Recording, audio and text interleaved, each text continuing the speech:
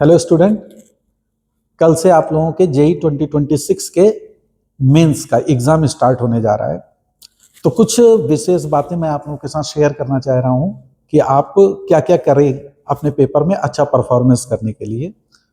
तो सबसे पहले तो बच्चों आपको अपनी चेकलिस्ट आज बनाइए और उसमें देखिए क्या क्या चीजें आपको लेके जानी है, जैसे एडमिट कार्ड, फोटोज, आधार कार्ड, पेन, ये जरूरी है, आपको लेके जाना है। पानी की बोतल अगर आपको कैरी करनी है तो आप अपने साथ ट्रांसपेरेंट बोतल पानी की लेके जा सकते हैं। एग्जामिनेशन सेंटर पे टाइम से पहुंचिए और सारी फॉर्मेलिटीज करने के बाद अपनी अलॉटेड सीट पे आराम से बैठिए, डीप ब्रीदिंग करिए और उसके बाद पेपर को अटेम्प्ट करिए। पेपर को अटेम्प्ट करने की आपने अपनी अब तक स्ट्रेटजी बना ली होगी कि आप पहले फिजिक्स का पोर्शन करते हैं कि केमिस्ट्री का पोर्शन करेंगे कि मैथमेटिक्स का पोर्शन करेंगे। मेरी कुछ एडवाइस है regarding to the paper pattern को आप किस तरीके से अटेम्प्ट करिएगा अच्छे परफॉर्मेंस के लिए। सबसे पहले तो अपने माइंडसेट को नंबर ऑफ क्वेश्चंस पे ब्लॉक मत करिएगा कि मुझे इसके इतने क्वेश्चन करने हैं और इसके इतने क्वेश्चन करने हैं।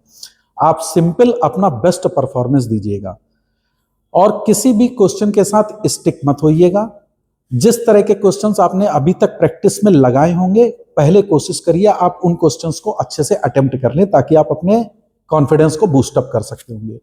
नए तरह के क्वेश्चंस के लिए मार्क कर लीजिए, गोला बना लीजिए और उसको थोड़ी देर के बाद जब आप ओवरऑल सारे पेपर्स के थ्रू गो थ्रू हो चुके हो उसके बाद उसको अटेम्प्ट करिएगा।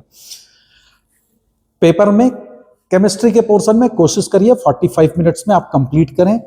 फिजिक्स को 50 मिनट्स का टाइम दीजिए, मैथमेटिक्स को थोड़ा ज्यादा टाइम दीजिए क्योंकि इसमें आपको प्रैक्टिस ज्यादा करनी होगी क्वेश्चंस को सॉल्व करते समय। किसी भी क्वेश्चन से डरने की जरूरत नहीं है।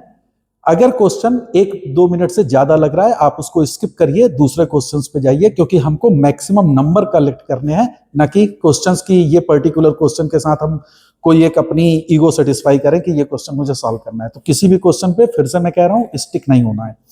मेरे ख्याल से इस समय अब आप हल्का भोजन करिए और बढ़िया नींद लीजिए और जो भी अब तक आपने पढ़ा है पिछले साल की पूरी प्रैक्टिस जितनी करी है उसको प्रॉपर रिवीजन करते रहिए। तो इन्हीं चीजों के साथ अपने पेपर को दीजिए तो मेरे ख्याल से आपका पेपर बहुत अच्छा होगा। फिर से याद रखिए नंबर ऑफ क्वेश्चंस पे स्टिक नहीं होना है, अपना बेस्ट परफॉर्मेंस देनी है इन 3 घंटों में।